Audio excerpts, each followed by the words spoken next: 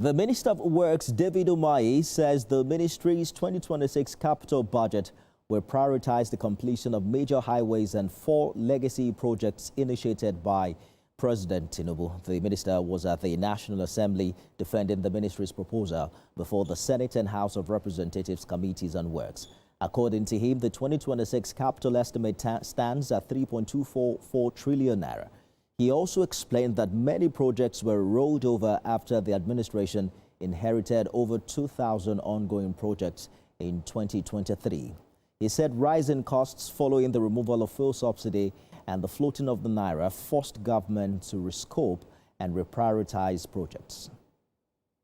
The Abuja, Kaduna, Zaria, Kano, has 2 projects awarded by Mr. President. And that project is the most important project for Mr. President.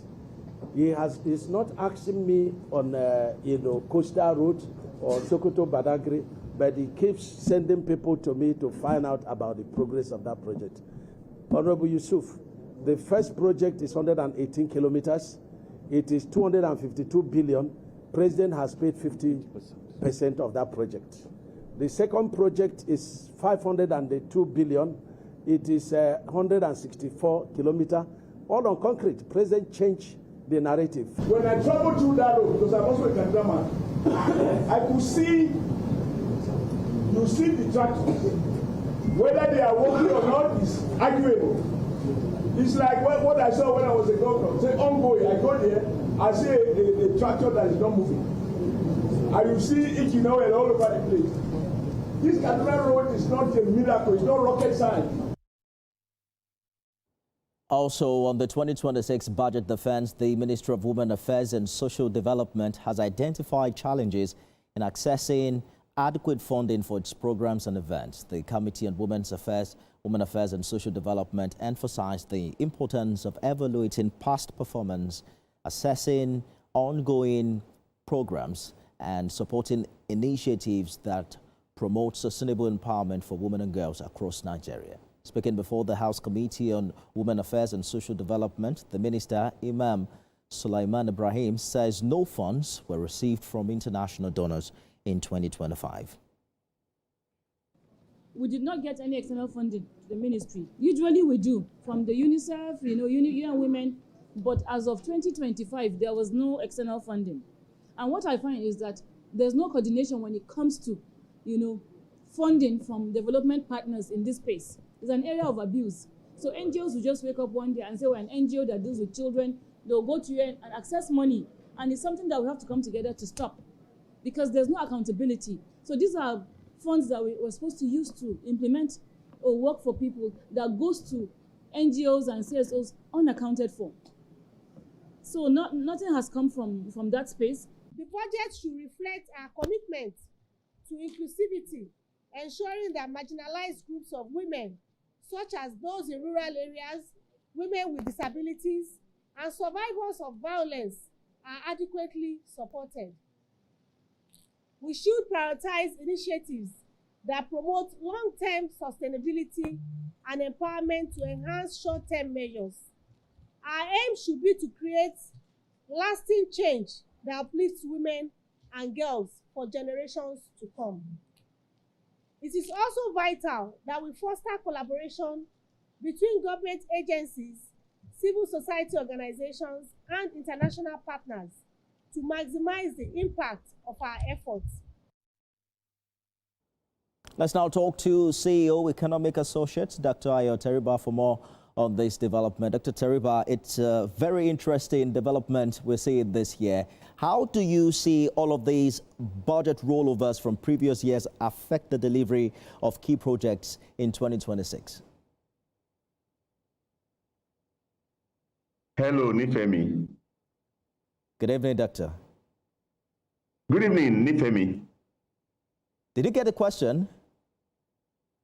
You faded out. If you can ask it again. Okay, I'm asking how you see budget rollovers from previous years impact on delivery of key projects this year. Right. Well, the major issue coming out of the budget defense thus far, which reflects the problem that Nigeria needs to solve, is a majority of the ministers come for their budget defense with nothing to say about how much revenue they are bringing to the table. They only want to spend. And in asking for what to spend, they exhibit very strong entitlement mentality.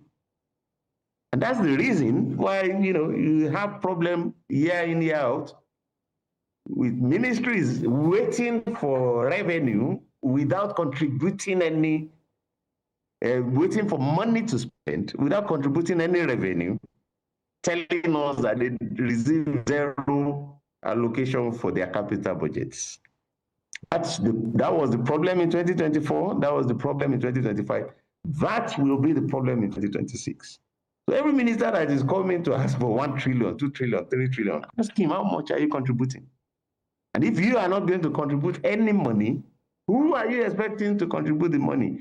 Is it going to be angels that will come down from heaven to contribute money for you to spend? However important you say, what you want to use the money for is, angels are not going to come down to raise revenue. So if government wants to raise 34 trillion, which ministries, what are ministries going to contribute to that 34 trillion? Nifemi, does that answer your first question? Well, very interesting perspective you have brought in there. I'm also looking at the peculiar situation that we have found ourselves this year with many projects carried over and delays in implementation. Do you think it's going to be a daunting challenge for government to be able to ensure some form of transparency and accountability this year? Do I think it's going to be, Well, of course, as long as you have maybe 40 ministries, all of who want to come and collect money to spend, none of which is coming to tell us what revenue they are bringing. They are waiting for customs, they are waiting for Nigerian Revenue Service, they are waiting for people to be taxed for them to spend, until ministries wake up to the fact that they have to spend money to earn money. But aren't we making more money? We will be in that problem. Aren't we making more money, Dr. Teriba? It doesn't matter which ministry it is. Every ministry has a potential to generate revenue. You can't leave it, to some 5 or 3 agencies to generate revenue for you to spend. And you say you want 1 trillion. Your ministry is a priority ministry. And so you got no money in 2025, you get no money in 2026. The money, the projects you want to fund have potentials to earn revenue. So, look for a way of leveraging on the revenue that you expect to fund the project. And then Nigeria can move forward. Talking about my view, priority ministry, you heard the Senate today stressing timely defense spending that is crucial to fighting insecurity. Over the years, we've seen more monies, move into this direction. In your opinion, has that really reflected in improved security on the ground? Insecurity, I will treat as a priority, for all of us to look for the money with which to fight insecurity. If you want to use taxpayers' money to fight insecurity, go ahead and do so. So you are not going to be asking, you are